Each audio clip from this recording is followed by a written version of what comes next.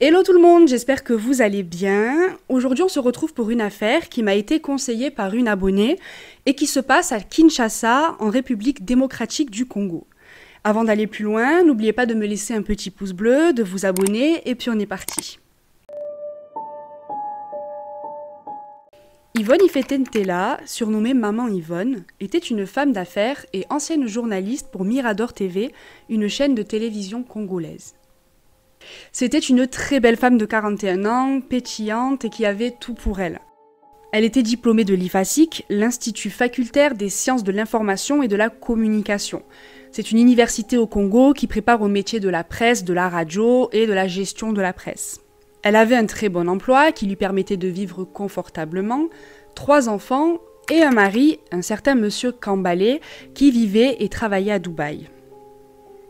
Selon ce que j'ai pu lire, Yvonne était propriétaire d'une belle maison située à Selembao, une commune au sud de Kinshasa, en République démocratique du Congo.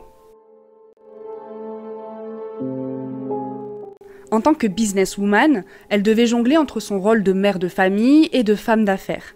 C'est pourquoi, en 2016, elle prit la décision d'embaucher son propre chauffeur personnel afin qu'il l'amène faire ses courses professionnelles ainsi que personnelles. Le but pour Yvonne était de gagner du temps et également d'arrêter de compter sur les chauffeurs de taxi ou sur les différents chauffeurs extérieurs, puisqu'à Kinshasa, il faut savoir que la circulation est très difficile à cause des embouteillages. Il faut savoir qu'Yvonne était également une femme pieuse. Elle fréquentait assidûment l'église CFMC ou de combat spirituel, fondée par une certaine Maman Olongi, qui est très connue au Congo, puisqu'en fait elle est pasteur évangélique et également la fondatrice de nombreuses autres églises. C'est donc tout naturellement qu'Yvonne s'est tournée vers son église afin de trouver son chauffeur personnel.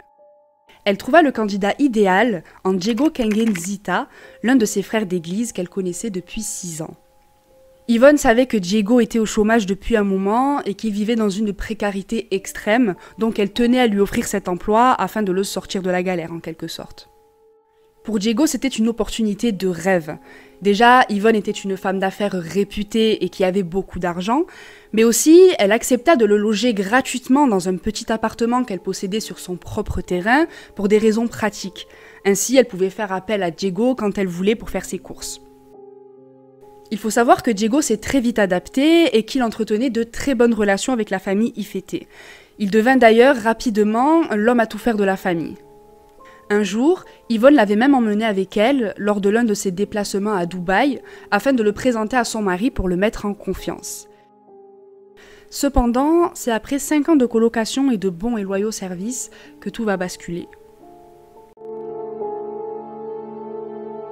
Tout a commencé en octobre 2021 lorsqu'Yvonne, de retour de voyage d'affaires à Dubaï, a retrouvé sa maison complètement saccagée. Elle a également remarqué que des objets de valeur avaient été volés et que pire encore, le titre de propriété de sa maison avait disparu. Naturellement, et selon le témoignage de la femme de ménage d'Yvonne, cette dernière aurait demandé des explications à Diego puisqu'il était censé garder la maison et que surtout, il était seul dans sa maison tout le long de son voyage à Dubaï. Malheureusement, le ton monta rapidement et Diego nia tout en bloc. Furieuse et surtout choquée de tout ce qui venait de lui arriver, Yvonne, qui était persuadée que Diego était le coupable, prit la décision de le renvoyer et le menaça de porter plainte. Ensuite, troublée par ce qui venait de lui arriver et par la dispute qu'elle avait eue avec Diego, elle contacta son ami via WhatsApp pour lui expliquer tout ce qui s'était passé. Malheureusement, selon l'ami en question, c'est après cet appel qu'Yvonne Ifete n'a plus jamais donné signe de vie. Yvonne n'était pas du genre à ne pas donner de nouvelles pendant plusieurs jours. Elle avait l'habitude de parler avec son ami, et c'est donc tout naturellement qu'au bout de quelques jours sans nouvelles, son ami, inquiète, informa la famille de cette étrange disparition. Néanmoins, il faudra attendre encore quelques jours pour que la famille d'Yvonne, et notamment sa sœur, ne signale sa disparition à la police nationale congolaise. Étonnamment, et surtout heureusement, la police a tout de suite pris ce signalement au sérieux. Et c'est 10 jours plus tard qu'un rebondissement inattendu va donner un début de réponse quant à la disparition d'Yvonne Ifete. 10 jours après la mystérieuse disparition de la mère de famille, un taxi était venu se stationner devant la résidence des Ifete et avait prétendu être venu récupérer les enfants pour aller faire un tour. La famille trouva ça très bizarre puisqu'ils n'avaient jamais commandé de taxi et ils décidèrent d'appeler la police. La police arrive rapidement sur les lieux et ils embarquent le chauffeur de taxi afin de l'amener au poste de police pour demander plus d'informations au sujet de cette mystérieuse course. Et c'est là qu'ils apprennent avec stupeur que la personne qui avait commandé cette course n'était autre que Diego Nsitakenge, soit le chauffeur personnel d'Yvonne. Le chauffeur de taxi ne posa aucun problème puisqu'il indiqua immédiatement où se trouvait Diego. Et effectivement, la police, quand elle s'est rendue sur les lieux, elle a bien trouvé Diego à cet endroit et a pu le cueillir sans problème et le transmettre à la police criminelle. Et c'est là que Diego passe aux aveux. Il savait où se trouvait Yvonne et, comme vous pouvez vous en douter, l'histoire ne se termine pas bien.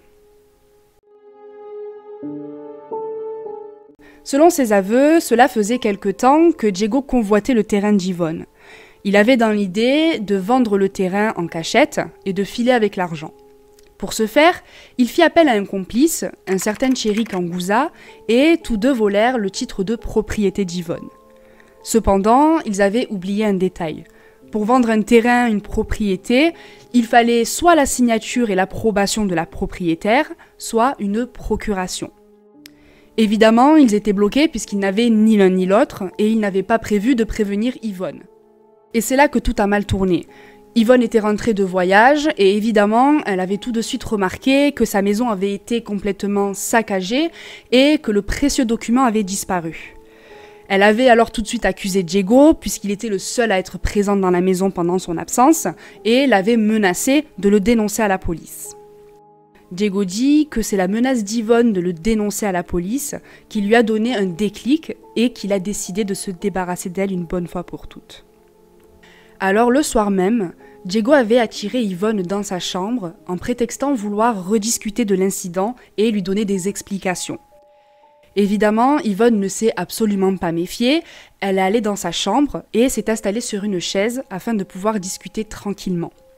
C'est là que Thierry, le complice, a fait irruption dans la pièce. Diego s'est alors jeté sur la pauvre femme et a commencé à l'étrangler, pendant que Thierry avait enroulé une corde autour de son cou et serra fermement. Selon les enquêteurs, il était très probable qu'un troisième complice était présent au moment du meurtre et qu'il avait participé activement en enfonçant une serviette de bain dans la bouche de la victime pour étouffer ses cris. Une fois leur forfait accompli, Diego avait caché le corps de la pauvre femme dans sa chambre pour attendre le lendemain. Le lendemain, Diego amena les 3 enfants à l'école comme si de rien n'était et avec Thierry, ils se sont rendus au marché où ils ont acheté des sacs plastiques afin de pouvoir emballer le corps d'Yvonne. De retour à la maison, ils ont découpé le corps de la pauvre femme en morceaux, l'ont emballé dans ces fameux sacs plastiques, ont creusé un trou près de la citerne d'eau sur le terrain d'Yvonne et ont enterré le corps.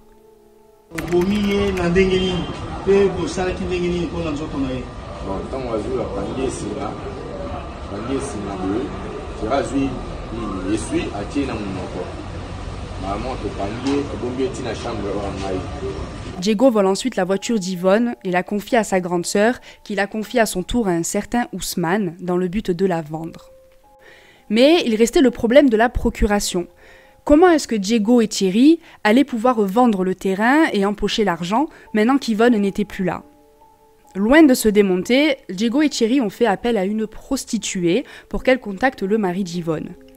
Imitant la voix d'Yvonne, elle demanda au mari de donner procuration sur la propriété à Diego puisqu'elle était tombée très malade et que les soins allaient coûter très cher. Elle voulait alors que Diego vende de la maison afin de récupérer l'argent et pouvoir se soigner.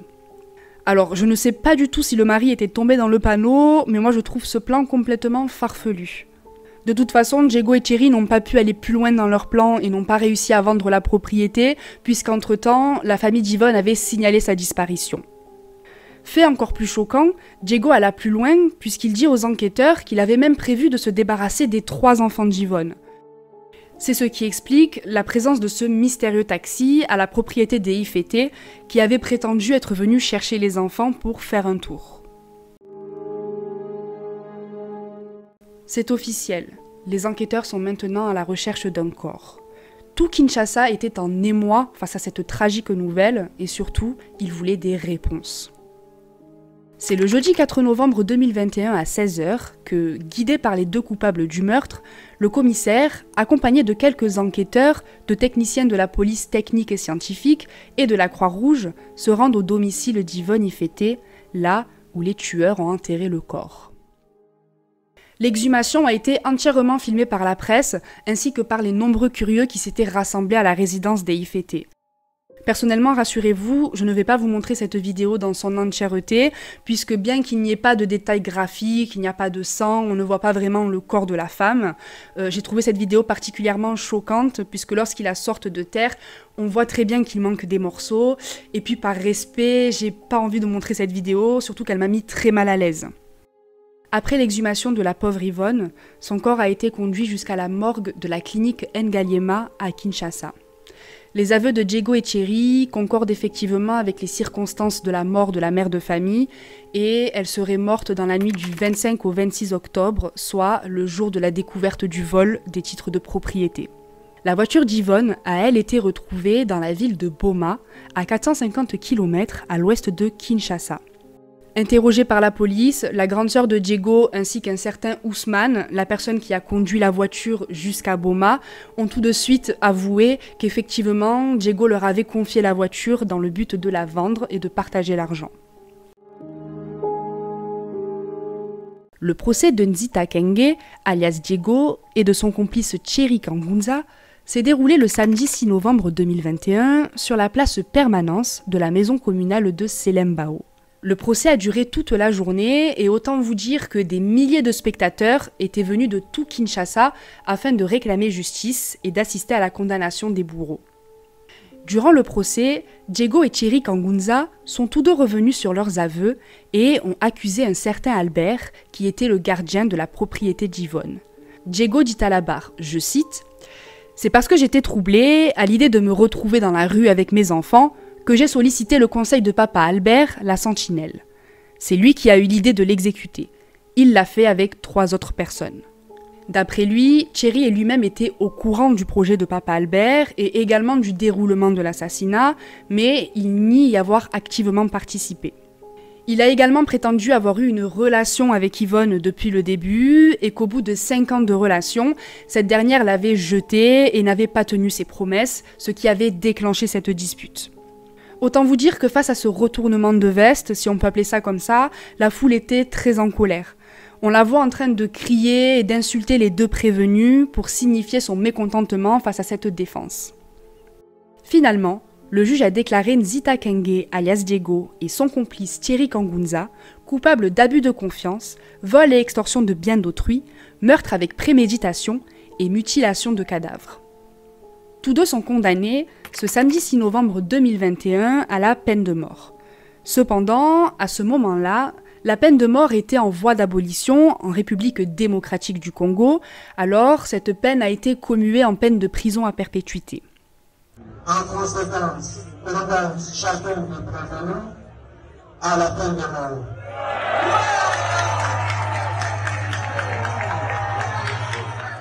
Le juge ordonna l'inculpation directe de Diego et Thierry après le procès, et Diego a été condamné également à rendre le titre de propriété à la famille Ifeté.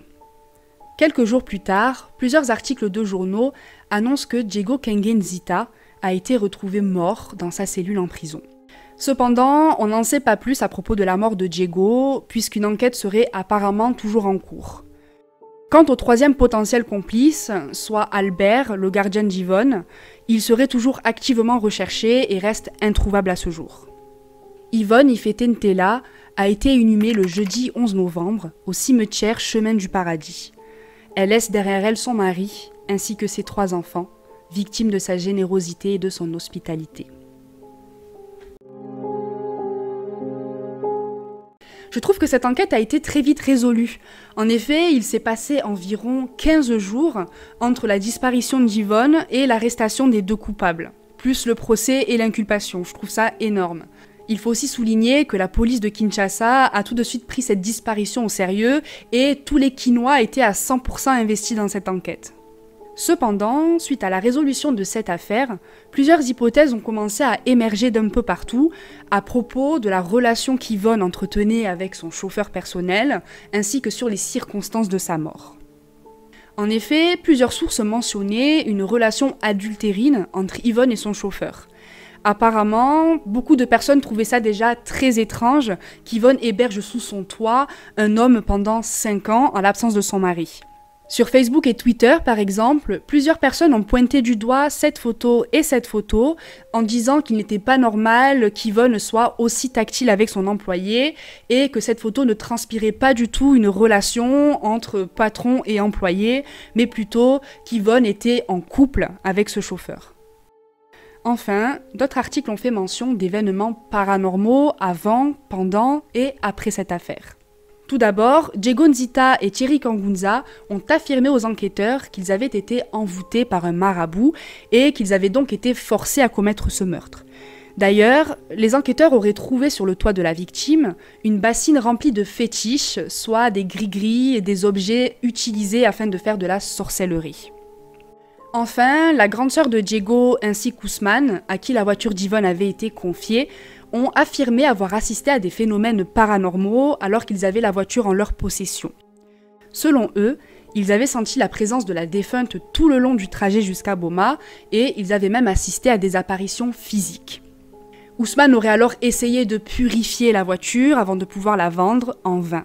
Il déclara à la police, je cite, « Mon expérience spiritualiste m'a montré une dame qui avait la corde au cou et qui saignait beaucoup. J'ai fait ce que j'ai pu, mais elle était toujours là, présente. C'est alors que j'ai conseillé à la dame et au monsieur de remettre sa voiture où il l'avait prise. » Et pour revenir à cette affaire, pour vous dire la vérité, elle m'a complètement attristée. On a Yvonne, une femme qui ne demandait rien à personne, elle était accomplie, elle avait son travail, elle avait ses enfants, et son seul défaut en fait c'était d'avoir eu le cœur sur la main.